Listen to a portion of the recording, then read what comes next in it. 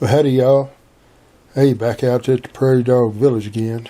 Hey, I didn't know it, but Colorado has got 6 counties that have tested positive for fleas on prairie dogs for bubonic plague. So, the lady that has these prairie dogs in her backyard is pretty interested in being shed of them. So, I was going to try and wait for Scott to come out and shoot with me in this place, but she's pretty anxious to get them the numbers knocked down. I'll be using the 15 grain, which doesn't really drop a whole lot, even at 200 yards, just 4.3 inches. And generally, I try not to take shots out there. I try and stay around the 100 to 200 yards, but this field is probably 250 yards across. Or at least from where I'm at to the barbed wire fence anyway. So I try and start the day, let them get out, move around for a little bit before I even start shooting at all. And then I'll try and wait till, something comes within 100 yards, start off. Not super long distance, but work my way out to something a little bit further. But I do end up shooting out to 200 and I think like 48 yards, almost all the way over to the barbed wire fence. Now I don't know why these crosshairs on the Tacticam look a little bit left. To me they look like they're dead on. I'm holding center of mass. Now this is a long shot here. And man, I got that sucker first shot. You can see the barbed wire fence in the background back here. That's about 260 yards, I think.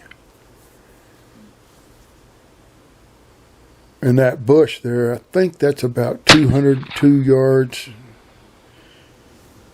This one's right up in that grass. And that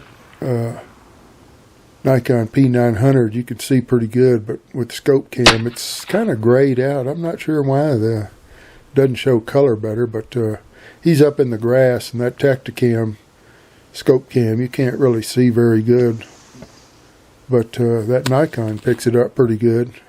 You can see the vapor trails on these real long shots. It kind of drops in from up high, kind of like a mortar dropping in on them.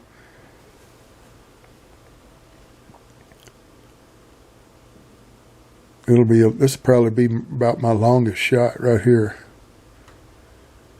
This is in the close to 245 type range. Well, 236, I guess, is what I got on that rangefinder. Now, I hit his back left foot. That bullet did drop. And you can see he's holding his back left foot up. But fortunately, it didn't run down the hole. Sometimes if you just kind of wing them and nip them, crease them or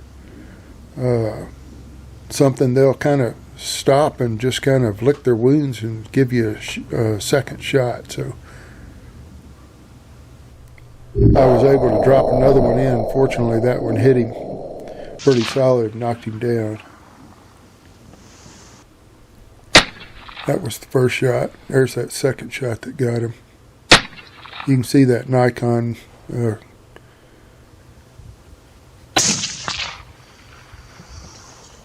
That one was, I want to say, about 187 yards there, out towards that little green bush.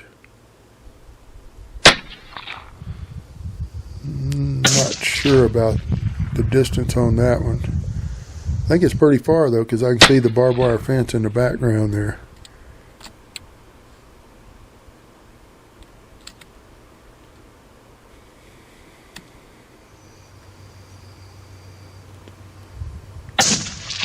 I think these are fairly close. I don't know why. Sometimes I'll miss a close one and hit a far one. Of course, I got crazy and tried to get this one.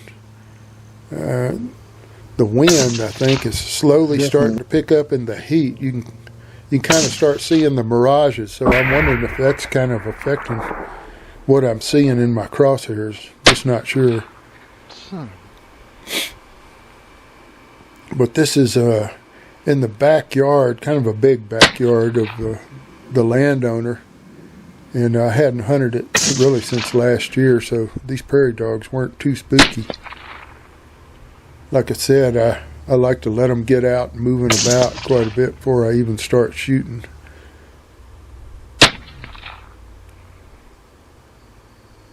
Now that one, I clipped his thumb on his right hand. And he's like, "Oh man, something got my finger." Yeah. And anyway, he didn't run down his hole. He just kind of sits there and worries with his hand a little bit. And of course, he's moving around quite a bit, so I couldn't get the crosshairs on him real good. But finally, he settles in and lets me get a shot at him.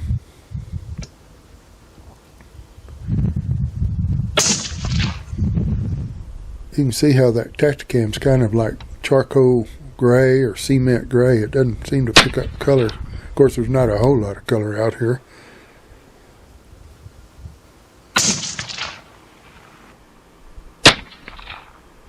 Now this is a long shot here. And I think I nip him. Like each shot kind of nicks him just a little bit.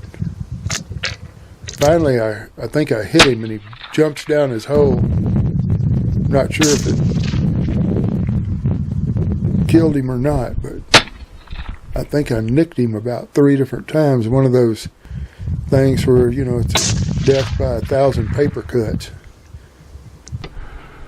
This is one of my longest shots here. Of course, I miss.